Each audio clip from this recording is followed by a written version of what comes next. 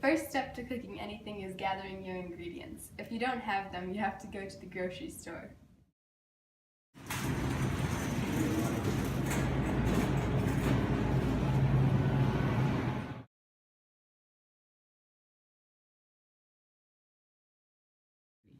Now that I've bought all my ingredients, it's time to make the first recipe. The first thing we'll be making is our ginger green tea. The ingredients for this tea is 8 cups of water, 1 green tea bag, a half cup of sugar, 2 tablespoons honey, and a 1/4 teaspoon ginger. The first step is boiling 8 cups of water.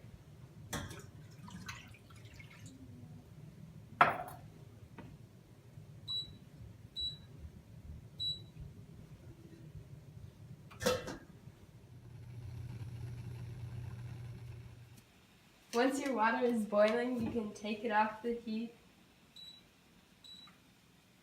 put in your tea bag, find the lid, and let it steep for an hour. When your tea is almost done steeping, you can take your honey, just 2 tablespoons, and your sugar and put it in the pitcher.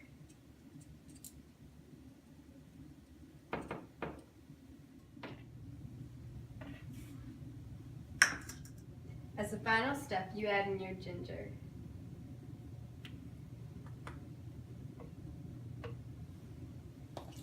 And then you can stir. Asian countries are known for using spices in their foods and drinks because of their history in the Silk Route.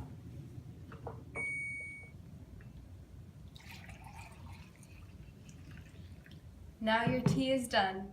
For the next part of my meal, I will be making Uzbek naan bread. This calls for 2 cups of lukewarm water, 2 teaspoons active yeast, 1½ teaspoons salt, a cup of whole wheat flour, 4 cups of all-purpose flour, an egg, and then for toppings you can use sesame seeds or poppy seeds. The first step is to dissolve your yeast and your salt in warm water.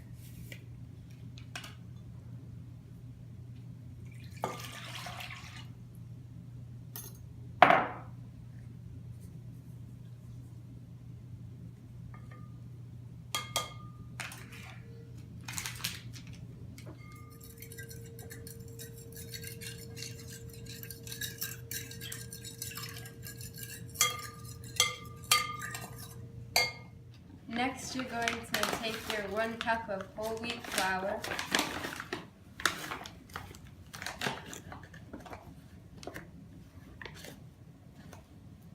and pour it into your mixture, and mix it till it's smooth.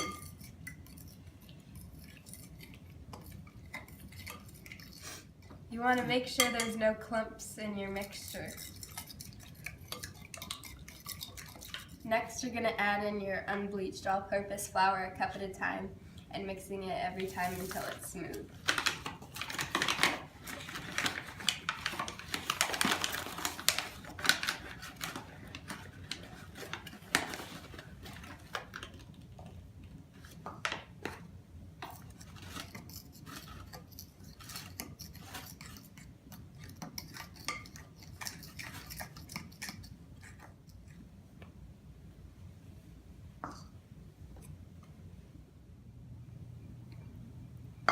By now it should be becoming more like a doughy consistency.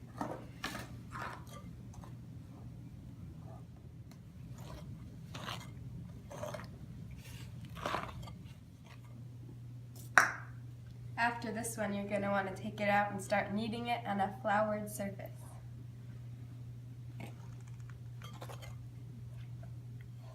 You want to make sure you put a lot of flour on your surface before you start kneading, because the bread will be slightly sticky. And then when you start kneading, you want to make sure you get flour on the inside so there's no sticky areas left.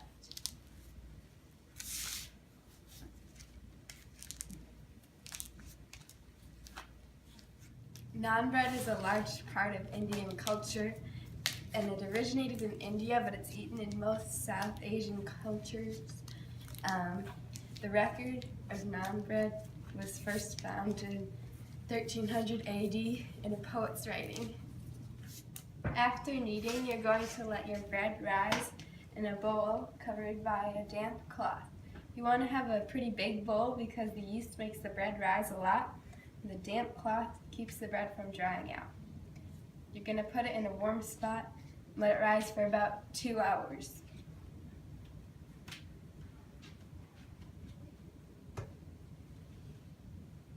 Okay, so now after 2 hours, our bread has risen. The next step after your dough has risen is to break it into 6 equal-sized balls. Cover them and let them rise individually for 20 minutes.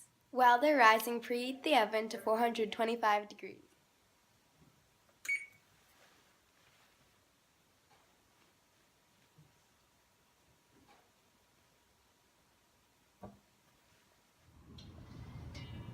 Now that they're done rising, we can get them ready to bake. You can put them on a pan, and then the next step is to smush them with your fist to flatten them out a little bit.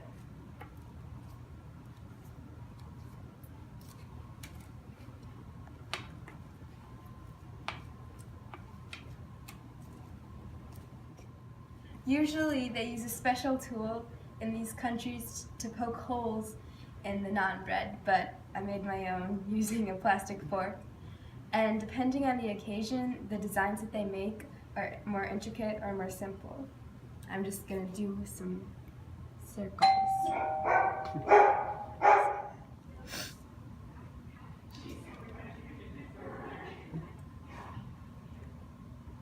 Now I'll try a flower design.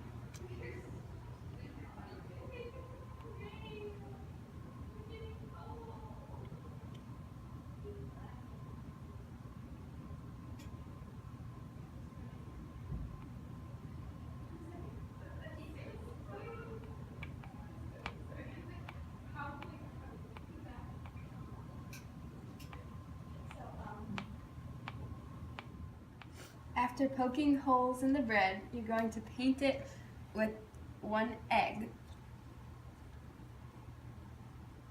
Cover the entire surface, not too thick. Now you can choose what you're going to put on your bread. A lot of the times they put little seeds on, so I have sesame seeds as well as poppy seeds. And I'm going to make it kind of like an everything bagel. Put on.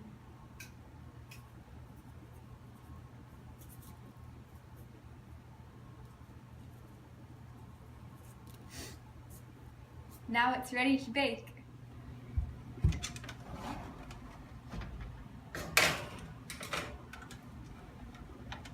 You bake it at 425 degrees for about 15 minutes.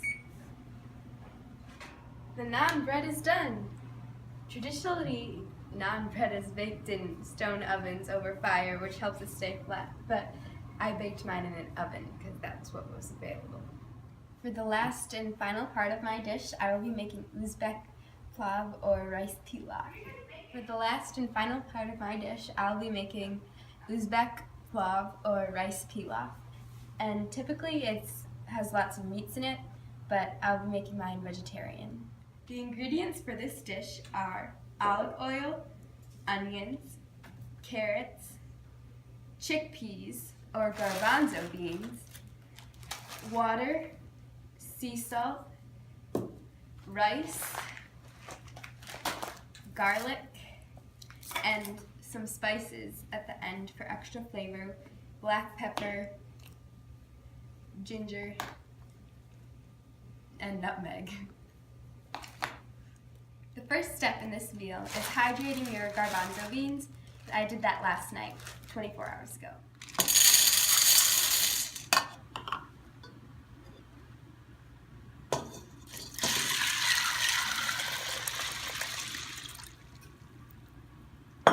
After they've been soaking.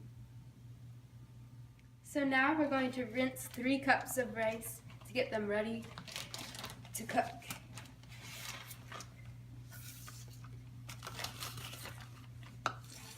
You can rinse your rice by putting it in a strainer with a cloth over it so the rice gets clean, but none of it goes through the holes.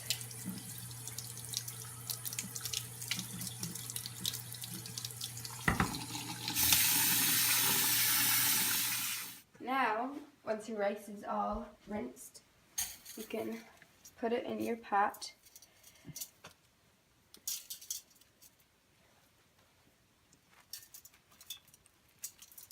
And add your water to begin cooking. 6 cups of water for your 3 cups of rice. While the rice is cooking, it's time to prepare our vegetables. I've got my rinsed carrots and I'm going to peel them so they're ready to chop.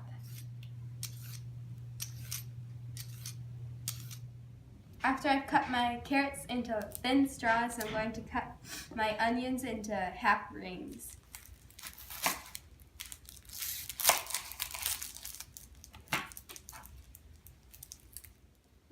We'll start by sauteing our chopped carrots in 3 tablespoons of extra virgin olive oil.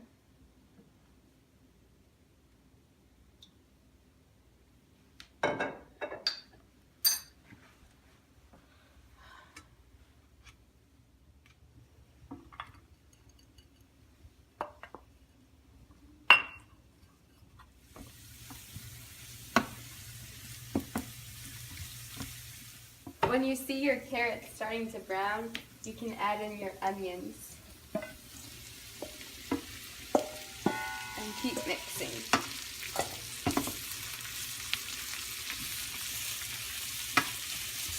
After your vegetables have been sauteed, you can start boiling 6 cups of water.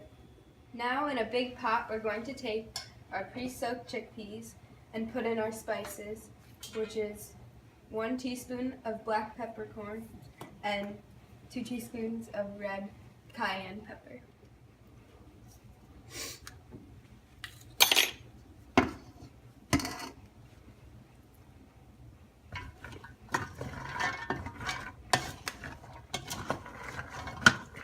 Now we're going to add our rice to our vegetable mixture.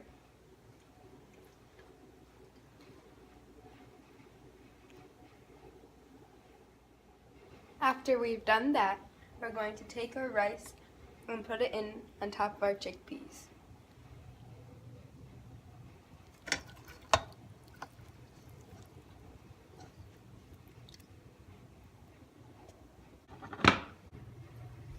Now a good mixing.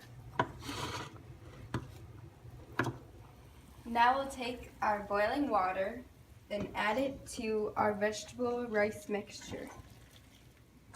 You can stir it together and then you cover it and let it cook on low for 50 minutes.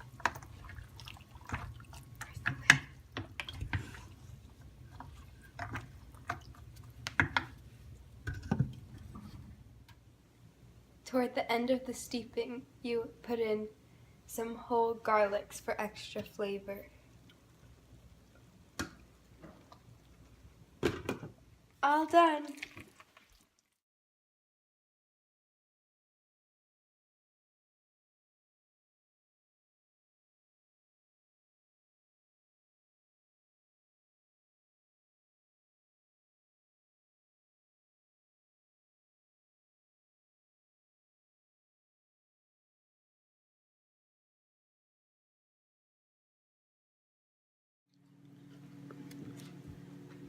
This is a school project for Phoebes. She made this bread.